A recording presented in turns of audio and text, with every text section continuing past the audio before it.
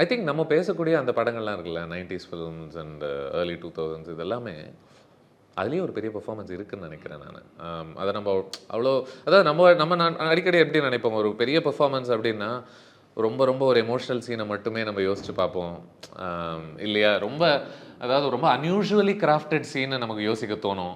ஒரு அண்ணாமலையில் வரக்கூடிய காட்சிகளோ அவர் ஒரு சோகமாக அவர் உட்காந்துக்கிட்டு என்ன பண்ணி வச்சிருக்கேன் என் வாழ்க்கையான அவர் யோசிக்கக்கூடிய காட்சிகளோ இல்லை இப்போ நம்ம சொன்ன மாதிரி ஒரு ஏமாற்றமை சந்திக்கும் போது அவர் பண்ணக்கூடிய காட்சிகள். ஏன் ரீசெண்டாக ஒரு கபாலியில் அந்த பெண்ணை மறுபடியும் அவர் சந்திக்கும் போது மனைவியை அவருடைய ரெஸ்பான்சஸ் எப்படி இருந்துச்சு அந்த ஒரு மோமெண்ட்டில். ஸோ எனக்கு அதான் சொல்கிறேன், நம்ம சில டைம் அந்த மாஸ் படங்களுடைய மீனிங்ஃபுல் சீன்ஸையும் அதில் வரக்கூடிய த கிரேட்னஸ் ஆஃப் ஹிஸ் பெர்ஃபார்மன்ஸையும் மாஸ் படத்துக்கு அந்த கார்பெட்டுக்கு அடியில் நம்ம தள்ளிடுறோமோ அப்படின்னு எனக்கு தோணும். பட் அது அங்கேயே இருக்குன்னு நினைக்கிறேன்.